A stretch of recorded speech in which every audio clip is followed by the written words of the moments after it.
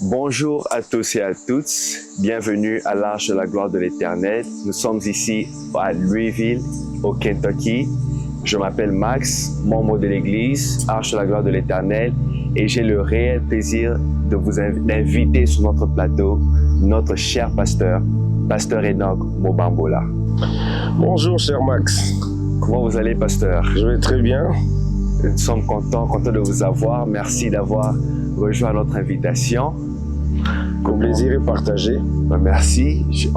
Pour commencer, on veut savoir vous venez d'où, comment tout se passe, d'où vous venez. Voilà, je suis belgo-congolais, congolais d'origine et de naissance. J'ai vécu longtemps en Belgique, près de 25 ans. Et le Seigneur a trouvé bon de me retourner à Kinshasa pour le début de mon ministère. Et c'est là que j'ai ramené mon épouse, maman Carole et les enfants. Nous sommes actuellement à Kinshasa. C'est un peu ça.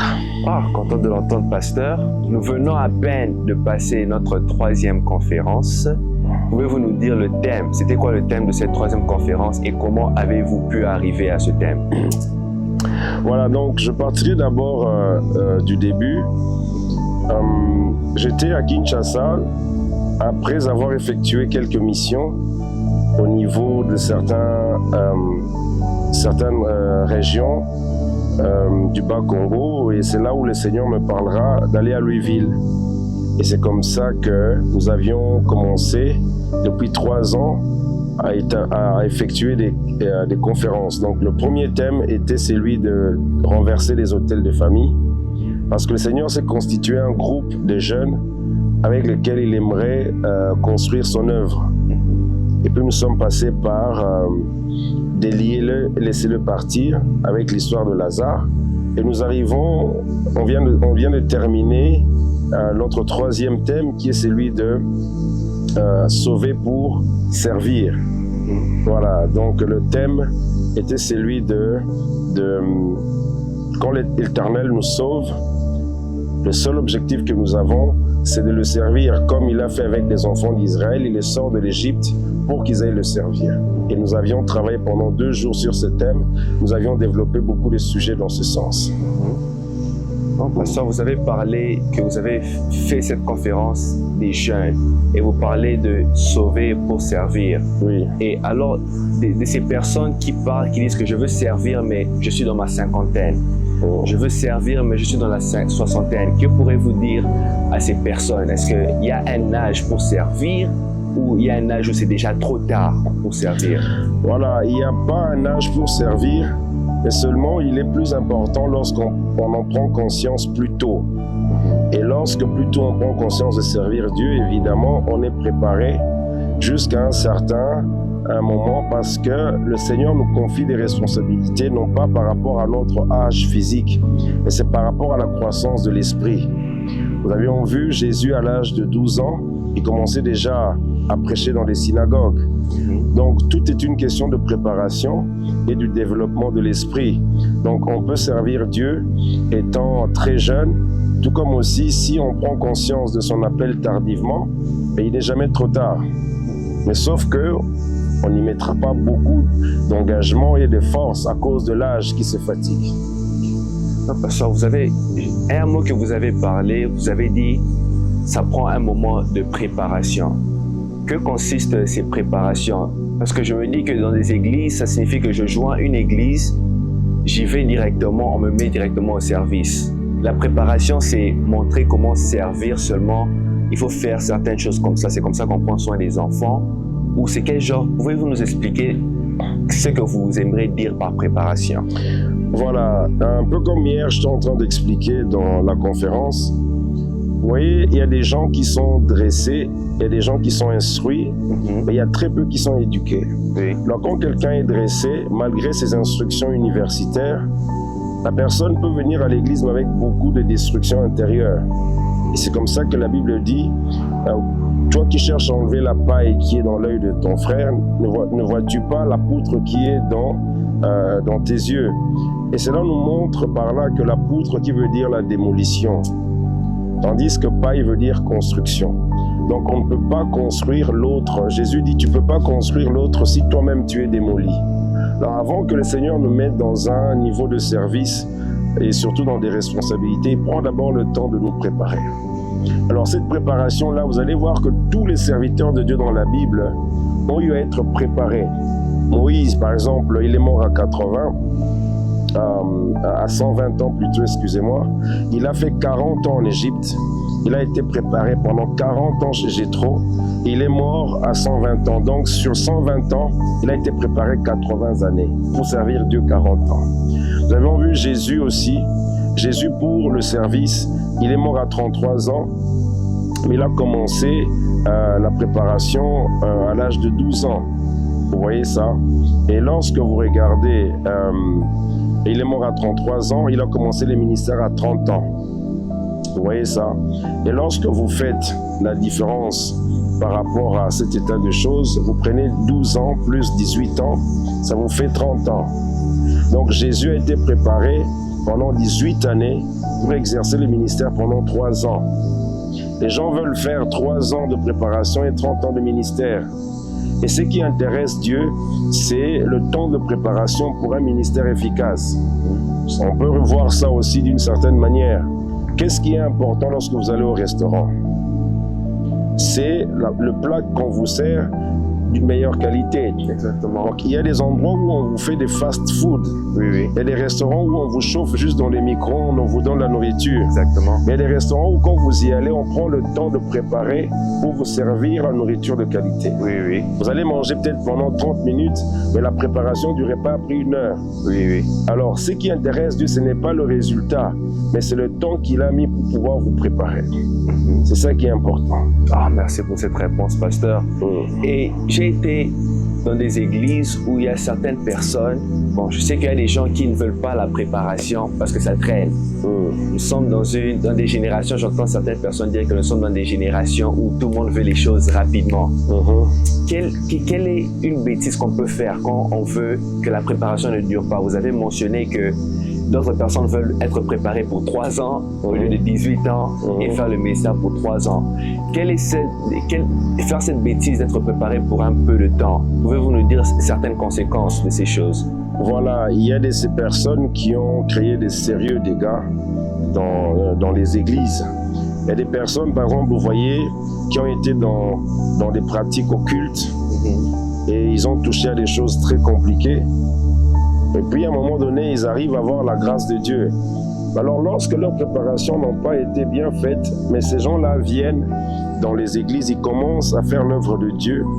Mais au lieu de manifester le fruit de l'esprit, ils manifestent le fruit de ce qu'ils ont été. Et il n'y a même pas que ça. Imaginez quelqu'un qui a été dans une vie d'impudicité, avec beaucoup de débauche, beaucoup d'adultère. Il a fréquenté énormément la sexualité. Et à un moment donné, il reçoit l'appel. Dieu l'appelle à l'église. Mais si le pasteur ne prend pas le temps de le préparer, cette personne va commencer à faire des bêtises avec les sœurs à l'église. Vous voyez ça? Non pas que Dieu attend que nous puissions être délivrés totalement, mais il y a un minimum que le Seigneur opère dans la vie de quelqu'un. Parce que nous sommes tous en train d'aller à la perfection. Oui. Perfectible, je voulais dire. Et c'est comme ça que le Seigneur prend le temps. Moi, personnellement, quand le Seigneur m'a appelé, j'ai commencé à l'Arche en 2003. Oui.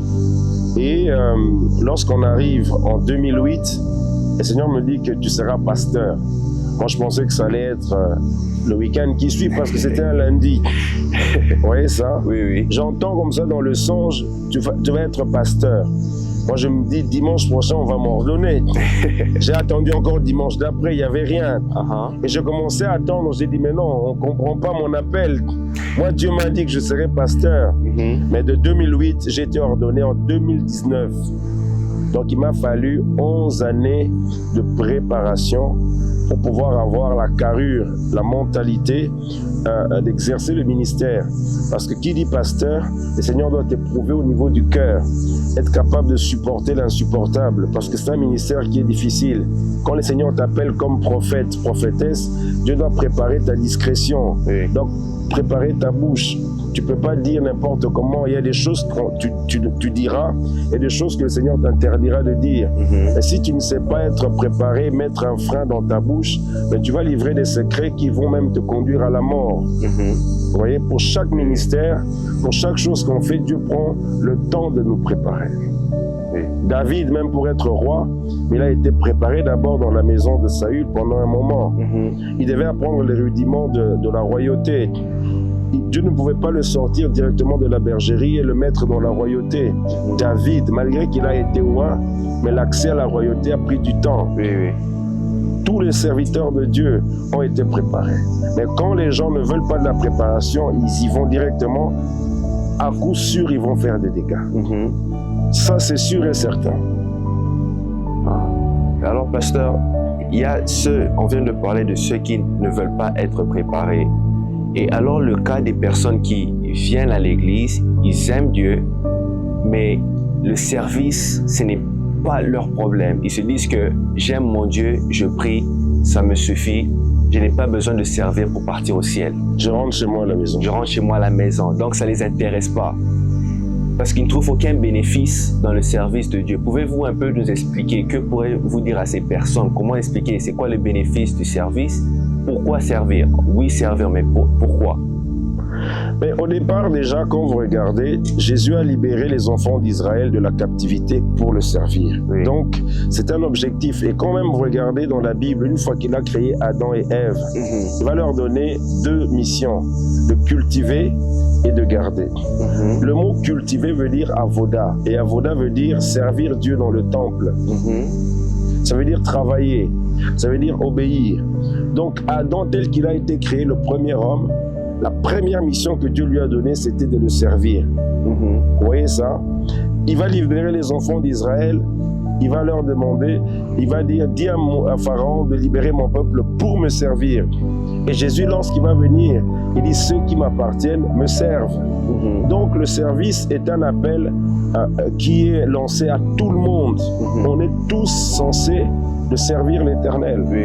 Parce que la Bible déclare que c'est l'œuvre de l'Éternel qui te bénira. Et c'est lui qui ne fait pas l'œuvre de Dieu et n'a aucune bénédiction. Alors comment tu vas vivre sans que la bénédiction de l'Éternel t'accompagne? Ça devient compliqué. Quelqu'un qui se contente juste d'aller à l'église et rentrer, parce que quand l'Éternel nous délivre, pour conserver la délivrance, c'est le service. Parce que le service, avoda, veut dire la porte qui nous donne accès au Père. Comment est-ce que tu vas accéder au Père si tu ne le sers pas? Parce que nos œuvres que nous faisons sur terre vont nous accompagner. Quelles sont les œuvres que tu poses sur terre qui vont t'accompagner si tu ne fais que venir à l'église et rentrer à la maison? Vous comprenez ça? Oui. Non, maintenant, pasteur, dans le service, on continue à utiliser le terme service. Mais que consiste le service? Pour être le service, c'est ouvrir la porte à l'église. Parce que je sais qu'il y a certains membres, souvent dans des églises, qui veulent servir, c'est non, je dois être à côté du pasteur.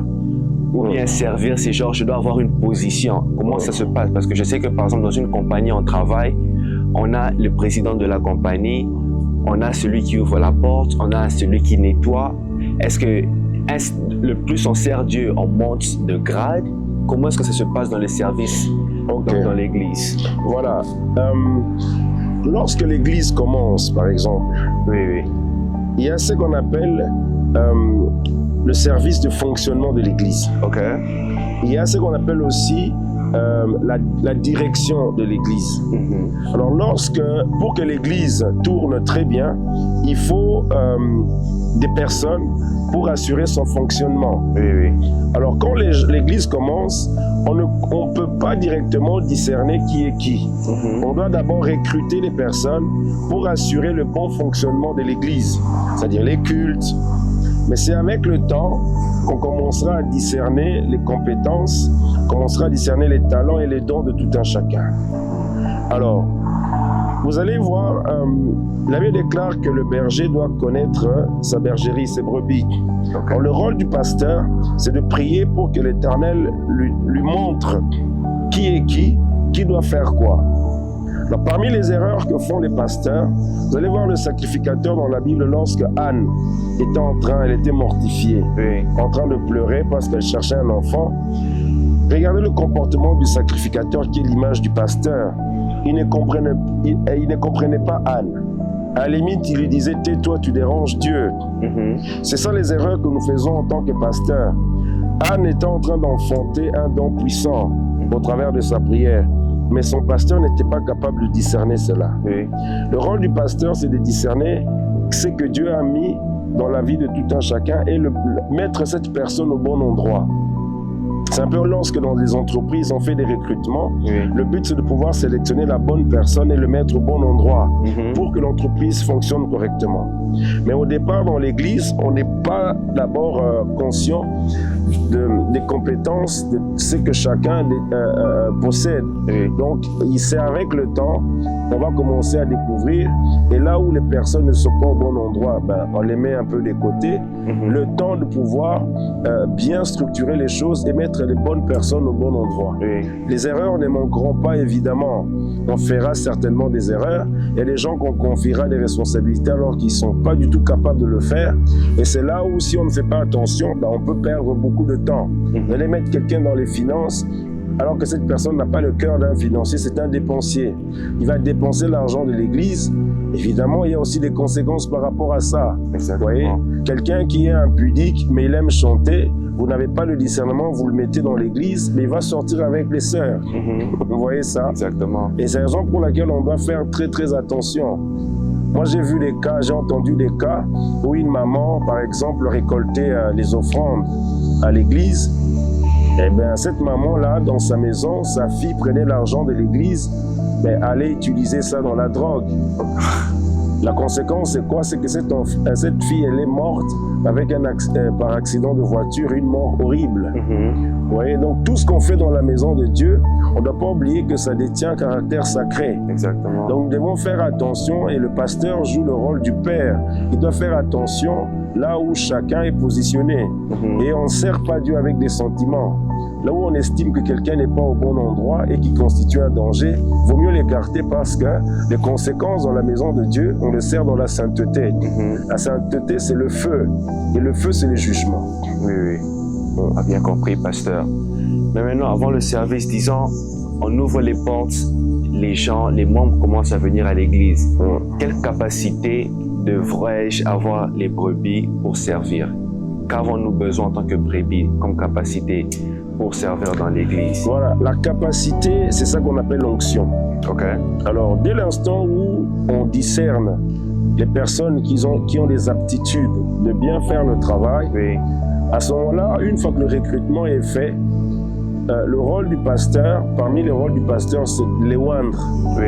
C'est-à-dire au moment où il va les oindre, il va leur conférer les capacités nécessaires. C'est la raison pour laquelle quand tu vas voir Jésus, au moment où il est né, il avait en lui la mission de sauver l'humanité.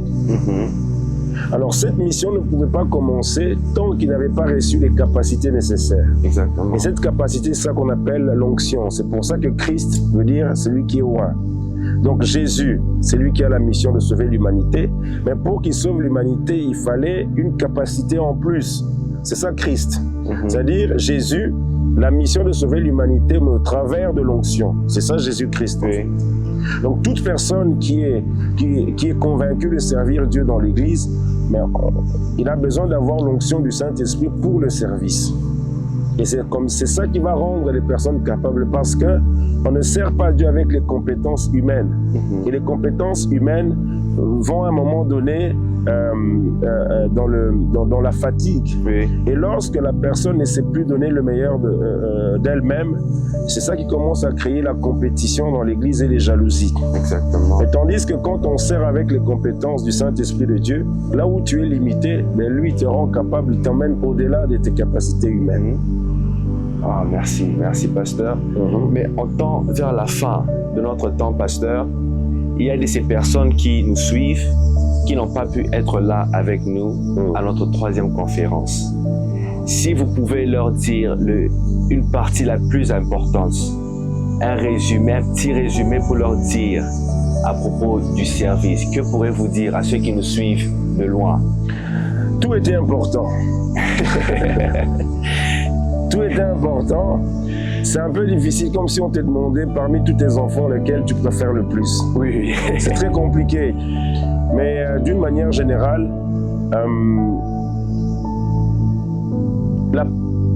le verset que j'aime bien, qui englobe vraiment le message pour moi, c'est le passage de Ruth. Lorsque nous avions vu Salmon va engendrer Boaz, Boaz va engendrer Obed, Obed Isaïe, Isaïe David.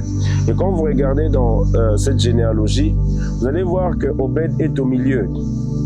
Il est au milieu entre Salmon et Boaz, il est au milieu entre Isaïe et David. Oui. Donc Obed qui veut dire le service, qui veut dire l'obéissance, c'est-à-dire le service et l'intersection.